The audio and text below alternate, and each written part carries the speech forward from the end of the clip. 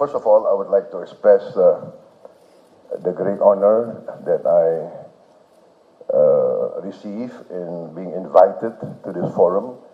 It's the first such event that I was invited to in all these years. So actually, I was a bit hesitant in attending, but I understood that this was some sort of instruction from my boss. So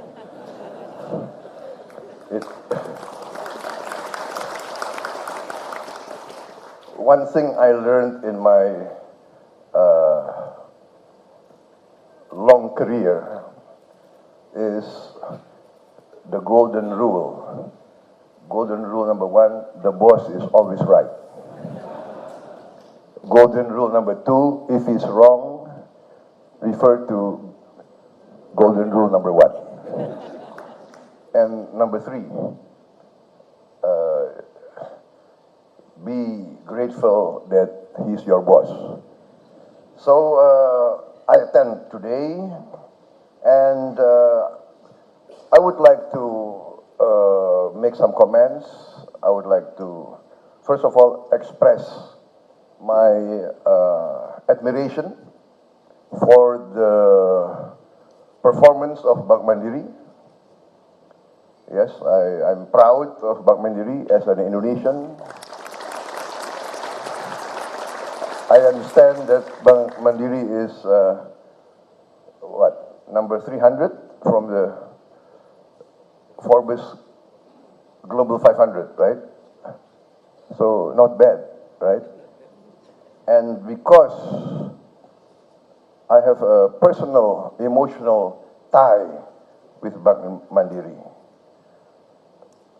I was a client of Bank Mandiri many years ago, and I think my record in Bank Mandiri is not too bad. Pak Darmawan, right? Yeah. Right, I paid 100% of my debt. 100%, no haircut. No haircut. I think maybe in the history of Indonesia, I think one of the few clients who paid his debt. 100%. And I would like to commend Bank Mandiri. I understand your NPL is one of the lowest, perhaps the lowest in Indonesia, and one of the lowest in Asia also. So I think as a citizen of Indonesia, I would like to once again express my appreciation, because what you are managing is the money of the people of Indonesia. This is a great responsibility for you, and you have done well, and I commend you for that. And I would like to express to you that you must continue on this great path of performance. My own grandfather was one of, I think he was the first CEO of the first state-owned bank of Indonesia, and therefore I think I would like to see this tradition of responsible management, of responsible accountability to the interest of the people of Indonesia be strengthened and be continued. Ladies and gentlemen, I stand here before you actually to express to you again that in the context of what we saw in the video, I think all of you are more expert than me in the world of finance, investment, etc. But for me, economics, finance is actually very basic. I think the economy of a country must address the need, first of all, of the people of that country. And one thing that I am convinced of in my career is that every people in every part of the world, whatever nation, whatever race, whatever religion, whatever economic and political philosophy, every people in the world desire the same basic things: life, liberty, and the pursuit of happiness. This is a common interest of humanity. And one thing that I am very convinced of, being an amateur historian, being a student of history, being a former soldier, one thing I'm convinced of, the people of all the world, especially, I'm convinced, my people, but I think all your peoples also, desire prosperity. Life, liberty, and the pursuit of happiness means prosperity. Every country, every nation, every people desire this. That means every leader of every country must aspire to bringing prosperity to their people. Whatever political ideology, whatever platform, whatever origin of our aspiration, every leader of every country must aspire to achieve prosperity. And as a student of history, I must say that I am now convinced more than ever in my study of history, in my experience of my own country's history, there can be no prosperity without peace. Therefore, the duty of every government and every leader is to try to achieve peace, to maintain peace, in order to bring prosperity. As every simple trader in the most simple market, in the most simple village of Indonesia will testify. If there is tension, if there is turmoil, if there is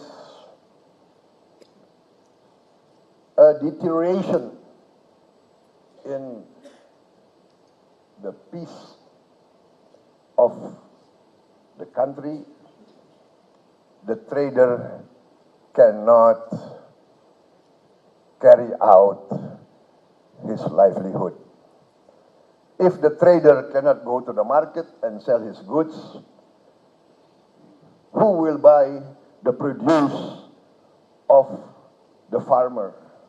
Who will buy and sell the produce of the fisherman?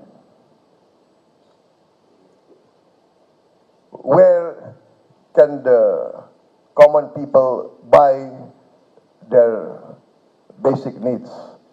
So the economy, I think, must, in my opinion, refer to this basic fact. Peace and stability is the key to prosperity. And that is the challenge that every country has to go through. And I think Indonesians must be proud. We have gone through tremendous challenges. Our independence, we got through many, many years of fighting for our independence. We did not get our independence as a present. We had to fight in many parts of Indonesia.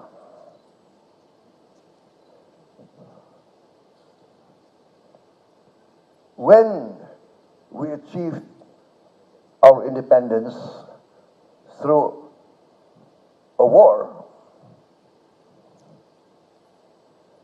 in which I think nearly all families of Indonesia have experience of losing one of their ancestors or their grandparents or their parents in this struggle for independence. After we achieved sovereignty, we still had to fight rebellions from the ideological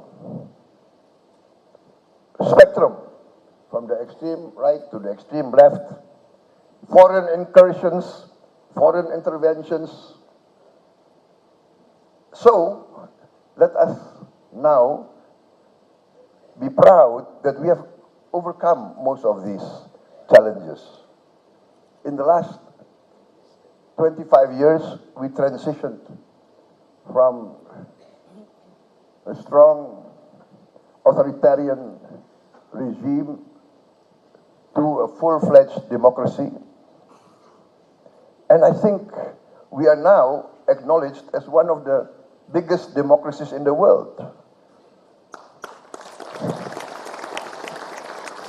We have carried out several elections. I would say real elections. I think I have a lot of experience in participating in these elections. I think I participated in 5 general elections.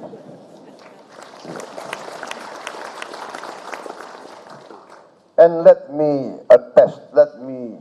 testify that democracy is really very, very tiring. Democracy is very, very messy. Democracy is very, very costly. And we are still not satisfied with our democracy. There is a lot of room for improvement. But also, let us not have this inferiority complex of always feeling that we are inferior to everybody. I think Indonesia must be proud. In our elections, the turnout is 80% on average. 80%, which is not bad, considering many countries in the home of democracy, sometimes the turnout is less than 50%. And also, the size of our country, the vastness of our country, 17,000 islands, spanning the length of Western Europe, the 4th largest population in the world, instance, in this last election, I could not visit all the provinces of Indonesia. From the 38 provinces, I only managed to visit, I think was only, the last count was 26. So I still, after this election, I still have to go to the rest of the provinces, because I think it was also a promise that the provinces that I could not attend during the campaign, I will come after the campaign. What I'm saying, my point is that Indonesia is a country with great aspirations. My people, my nation have great aspirations. We have great problems. We have great challenges, but we have great aspirations, and we try to achieve those aspirations.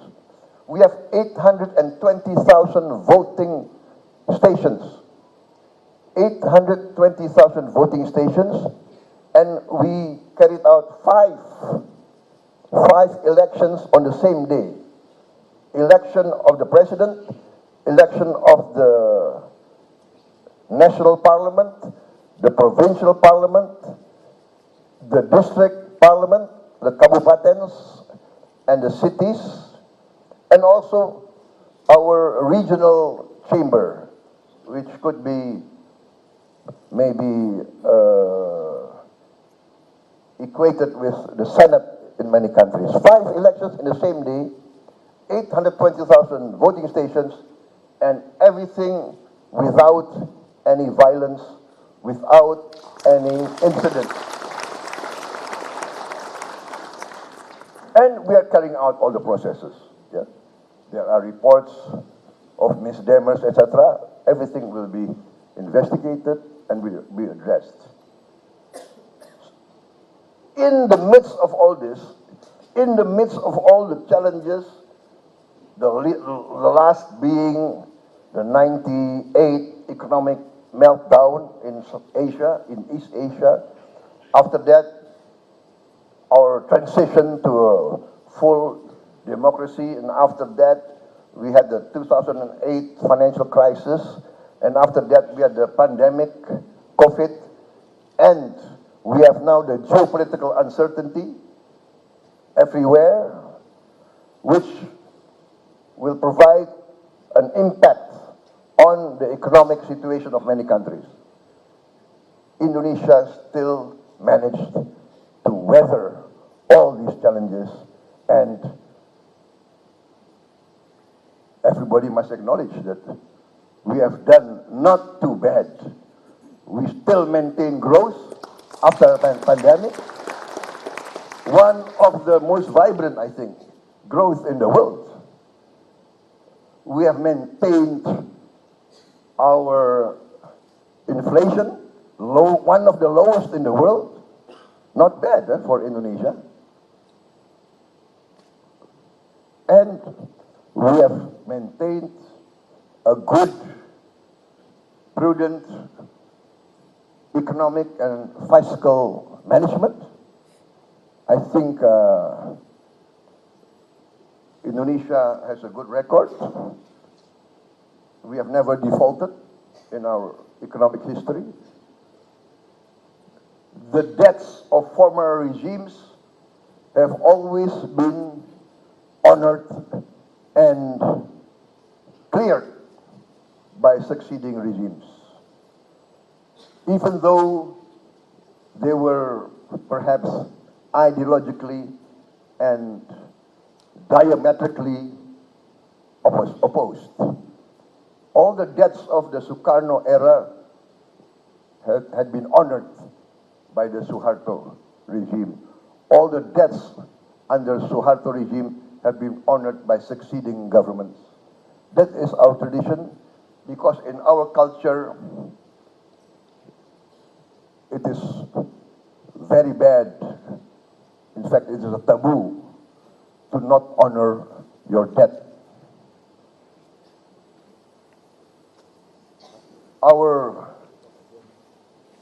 our trade balance has been positive for what, the last 5 years. Tremendous, Pak Perry. Terima kasih. And our reserves are very healthy, although it must be better in the coming years, right? We are determined to maintain this trajectory. This proven record of prudent and wise management, I think, is very essential, because we see in many parts of the world, for instance, inflation sometimes very difficult to control. So we are very determined to be vigilant.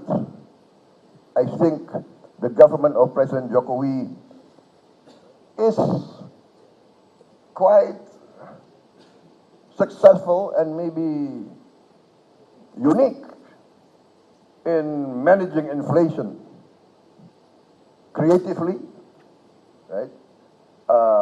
By attention to detail, by micromanagement. As you know, I was many years opposing Pak Joko Widodo, many years, and he defeated me twice. You see, Indonesians laugh when somebody feels sad. But I think they laugh because they sympathize with me. But you know one thing that I learned as a soldier, former soldier, we respect a strong opponent. That is the unique psychology and culture of a real warrior, a real knight. When we are faced with a strong opponent, we respect him, especially after he defeated us. And we try to learn, how was I defeated? And again, the age-old advice of many of our forefathers: if you can't beat him, why don't you join him? Especially if he offers and asks and invites us to join him. That was not an easy decision. Many of my close supporters became angry at me, as if I sold out. But in the end, I sensed from the early days that the elements, the values that President Joko Widodo was fighting for were basically the same values that I was fighting for. And when we learn from history, we tend to ask ourselves, if we are fighting for the same value, why don't we combine for the good of the people? Because we want to serve the people. President Jokowi, his focus is always the good of the people, especially the poor and the weak. That is also my focus. I was many years a soldier of the Indonesian National Army. The Indonesian National Army is a people's army. Many people in many societies, especially in the West, do not understand this. Our army is a revolutionary army. The army rose. The army was not commissioned by any king, by any sultan. No. The army rose, village by village, town by town, city by city. The first commanders of the Indonesian army were elected. They elected their own company commanders, their own battalion commanders, their own armed forces commander. That's the history of the Indonesian army.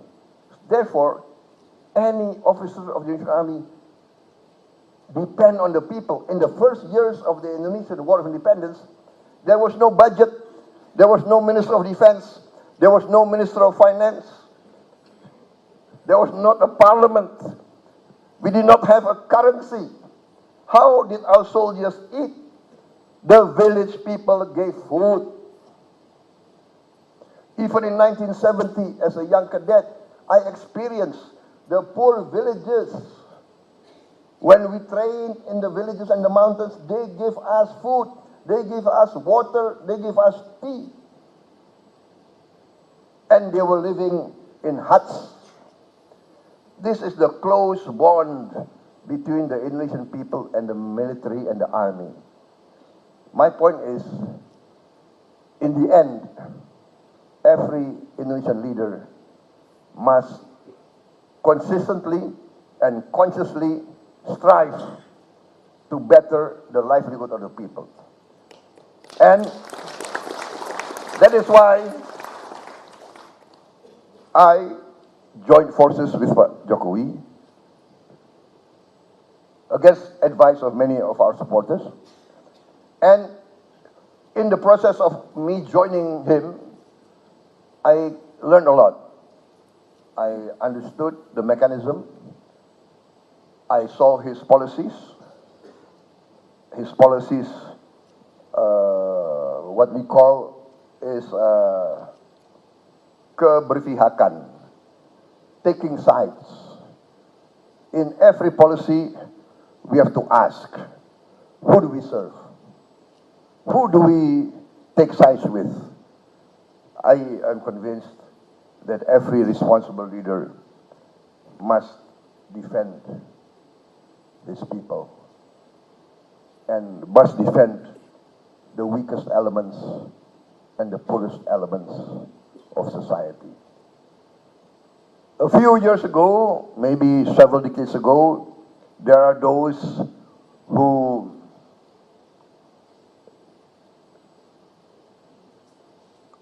always espouse the greatness of one sort of economic philosophy. There's a certain thinking that the poor are weak, and there's a certain philosophy that champion the thinking of survival of the fittest, some sort of social Darwinism. If you are poor, you are weak. The responsibility of a government actually is only to regulate. The responsibility of a government is basically some sort of referee, some sort of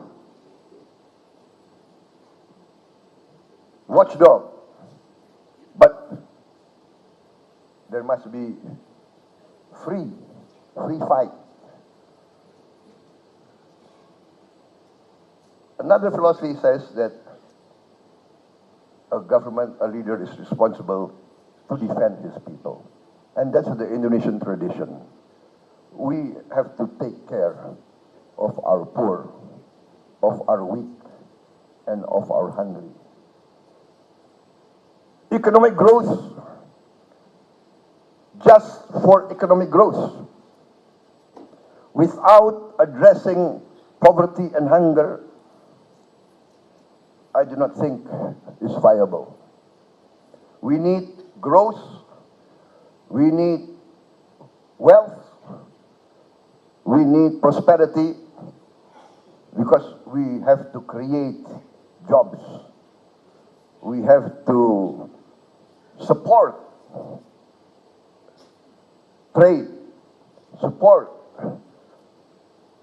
commerce, support business. This is the philosophy, the ancient wisdom of our history.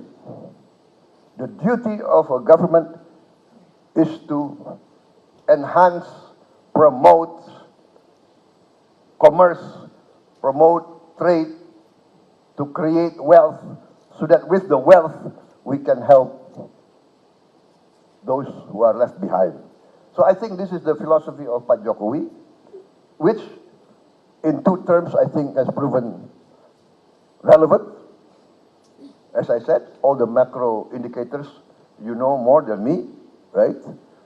We are vibrant, we are growing, and I am optimistic. By talking not only with economic experts, I talk with the players. I talk with the economic players of all levels, from the top taipans to the middle, to the cooperatives, to the village traders. By the way, I was chairman of the Traditional Traders Association for many, many years. I'm still board of patron of that organization, which represent, I think, something like, 16,000 traditional markets. So I get input from all this, and I come out with a view that I'm very bullish. I am very optimistic. We will continue the policies of Joko Widodo, which has been proven relevant, and we will add on to those policies in the same trajectory. We will improve what needs to be improved.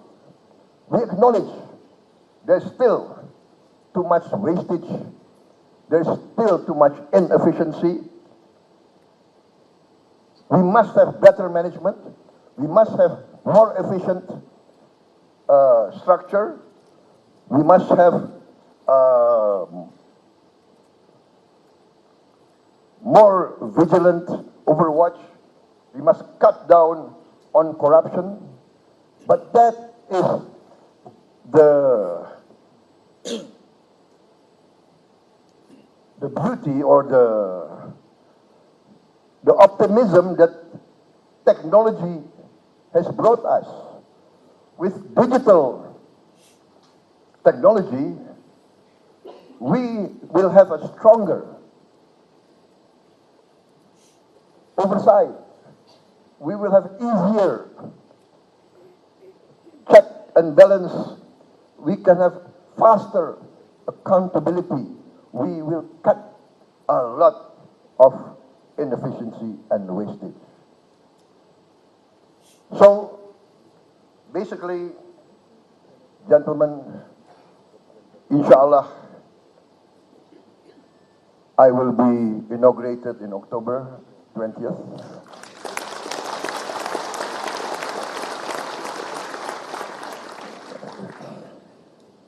And I think the transition will be very smooth because, as you know, of the three candidates, my team is very open that we say that we are part of Jokowi's team.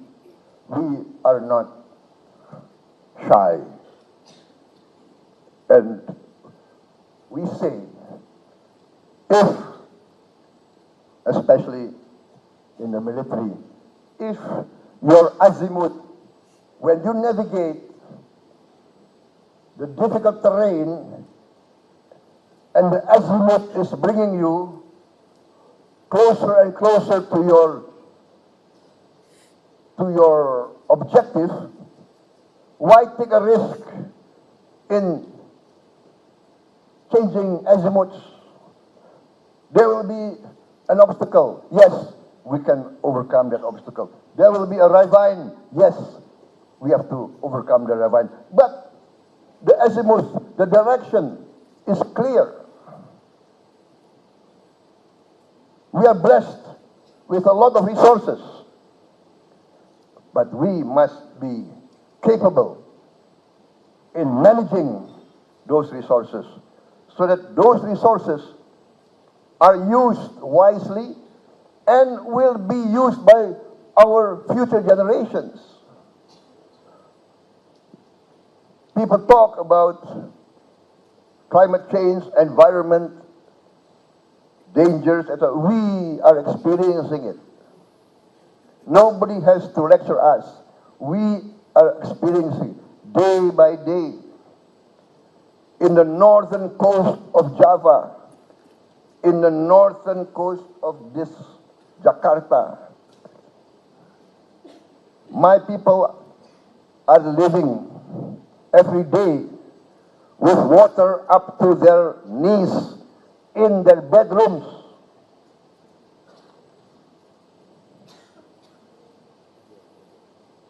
This we must address, and this we will address.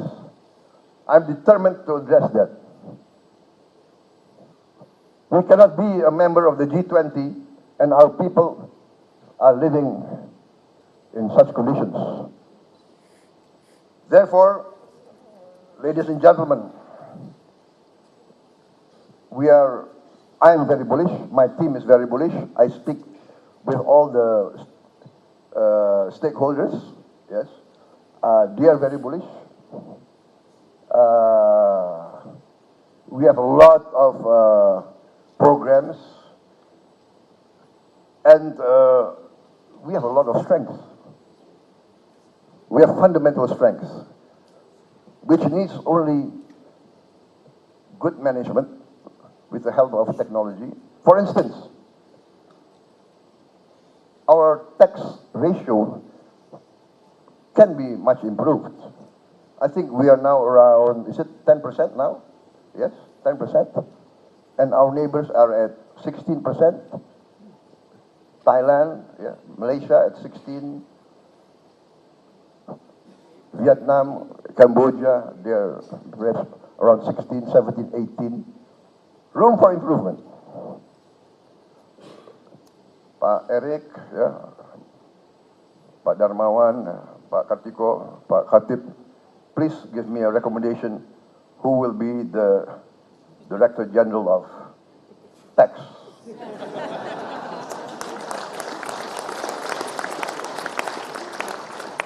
Right? But being a former businessman, actually I'm still a businessman. You know, how can I finance my campaign, right? A lot of journalists around here, yeah? Okay. What I'm saying is, if Thailand can achieve 16% tax ratio, if Malaysia can, if Vietnam can, if Cambodia can, why cannot Indonesia? That is my question to all the managers, the economic experts. Please let us, not in the sense that we have to increase taxes. No, we have to widen the tax, what do you call it, the tax payers, right? And I think this can be done. If from 10% we can increase to 16% like Thailand, 6% of $1,500 billion GDP. That's significant, right? That is what?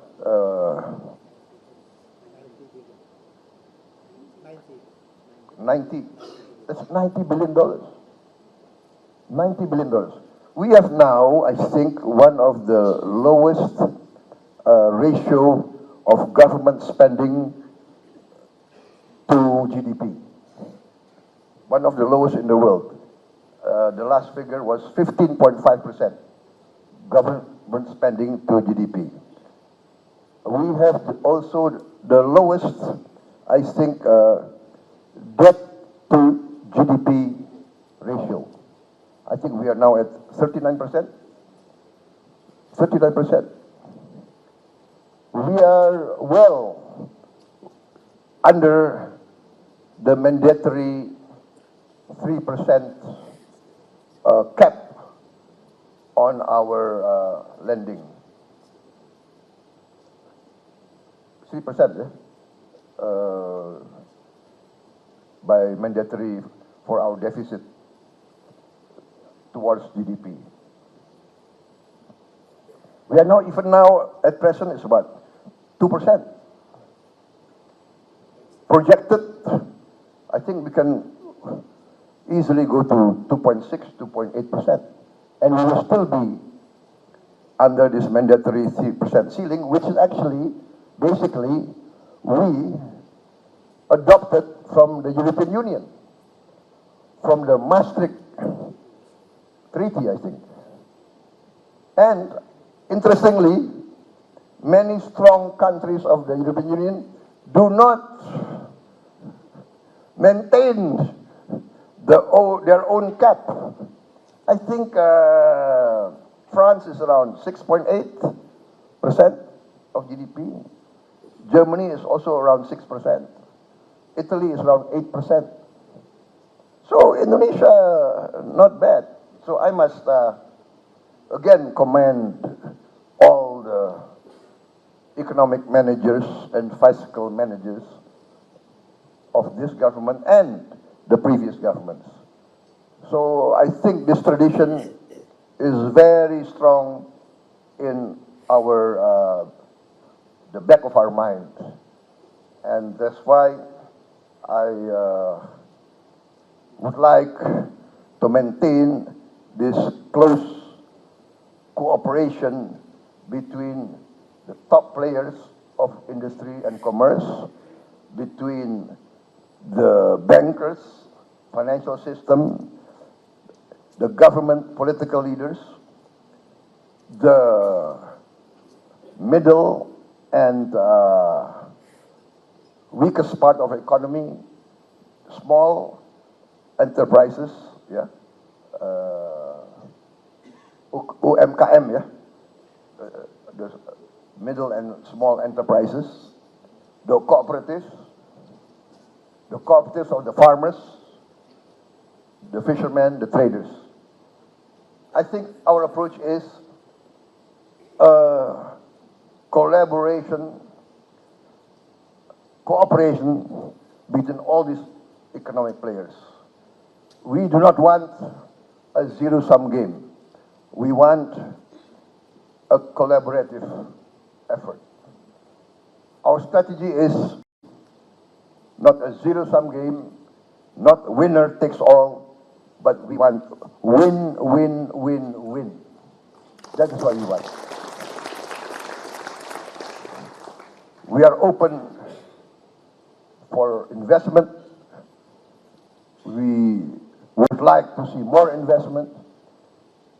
And in order to attract investment, as I said, I am of the opinion that we must clean up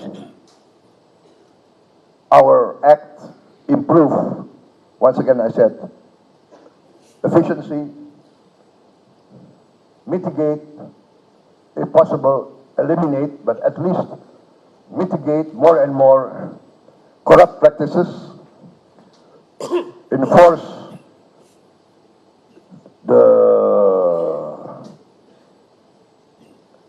the law, assure all investors, foreign and domestic, they will get the best protection and the best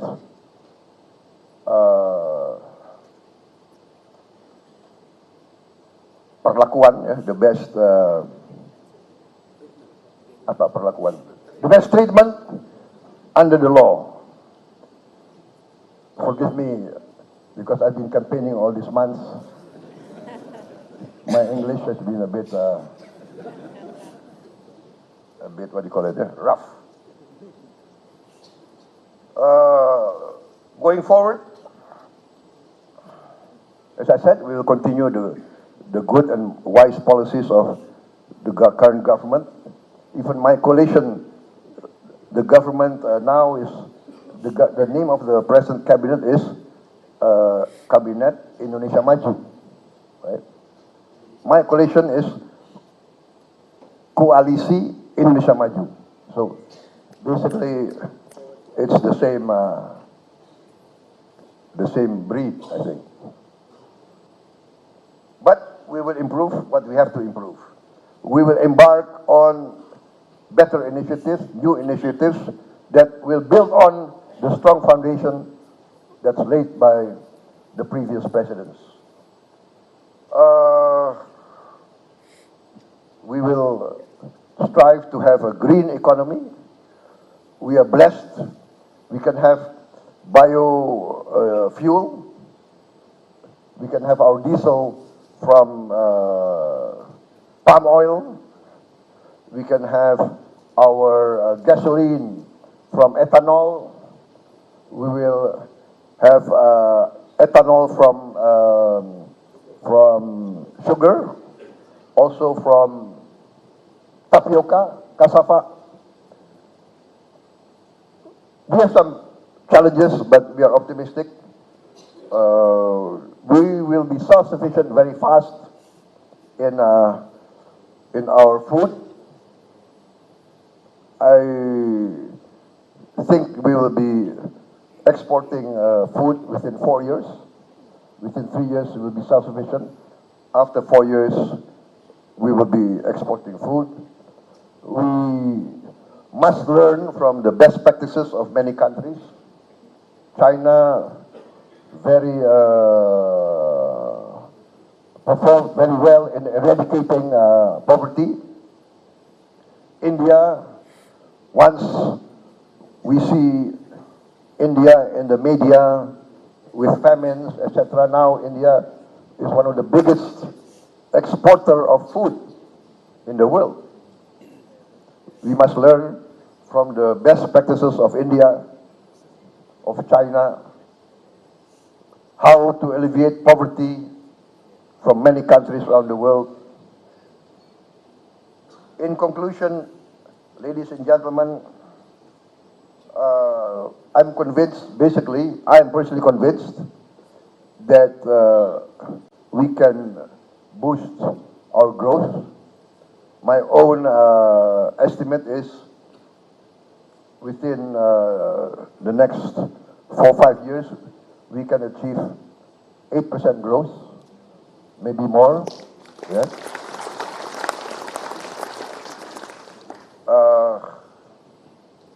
I think that basically concludes the remarks that I want to make. Once again, very proud of Mandiri. Please continue your good performance and manage our assets as wisely and as prudently as possible. That's also the guiding principle of the next Indonesian government. We want growth, but we want to overcome poverty. We want to create jobs. We want to get rid of hunger. And the way forward is very clear. We will push efficiency. We will push rational decision making. There can be no distortion of the economy. We must carry out best practices, and we are very optimistic we can carry that out. We will look for the best and the brightest of Indonesians, we will work democratically, but we will not be shy from taking decisive actions, because the present age has created a new phenomena. The poorest of the poor knows what is happening.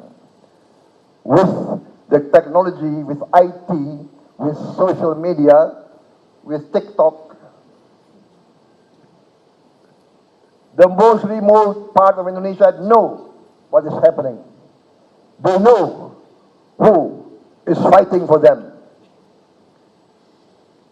And they cannot be manipulated easily anymore. So I think that concludes my remarks.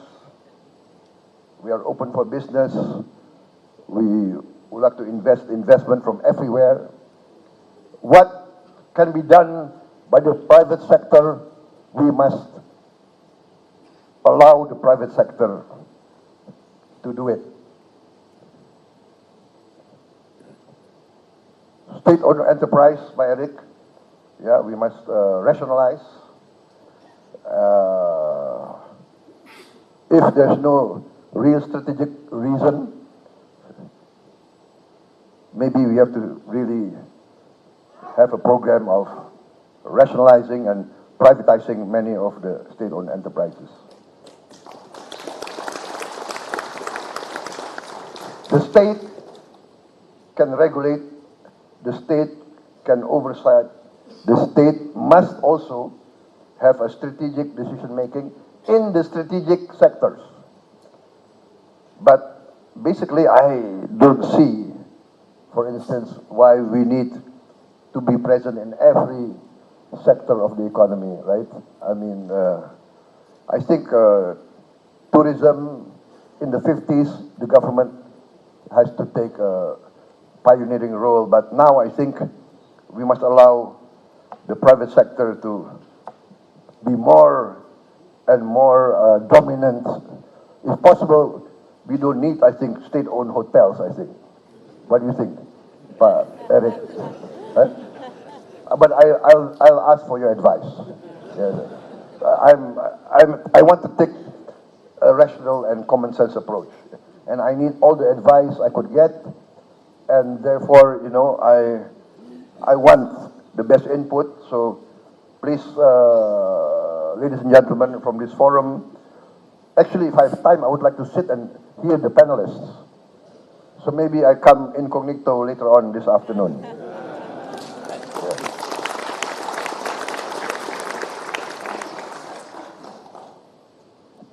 I think that's it.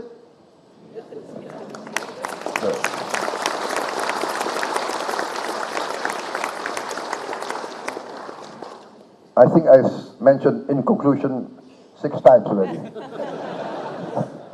Wassalamualaikum warahmatullahi wabarakatuh. Thank you very much.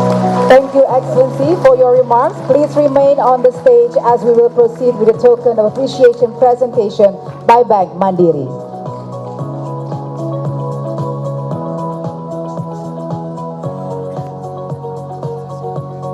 And now we kindly invite the President Director of Bank Mandiri, Mr. Darmawan Junaidi, to come onto the stage and present the token of appreciation.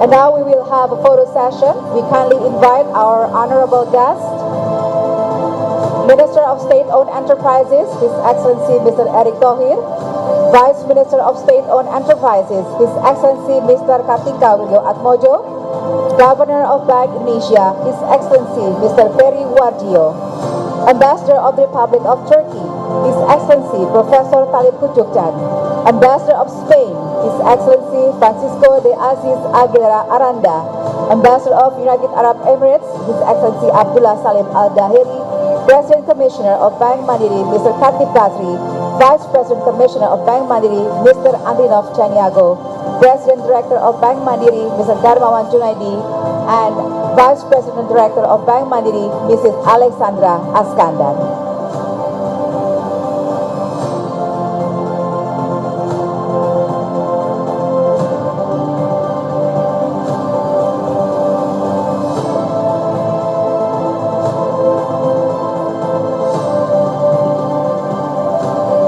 Ladies and gentlemen, let's give a big round of applause for Mandiri Investment Forum 2024.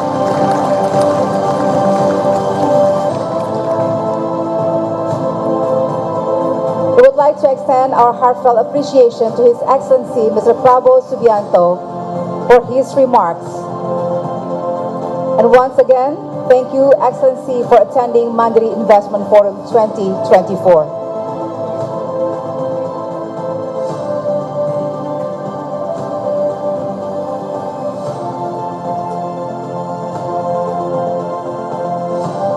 And now, ladies and gentlemen, the Minister of Defense and the Minister of SOEs will leave the forum.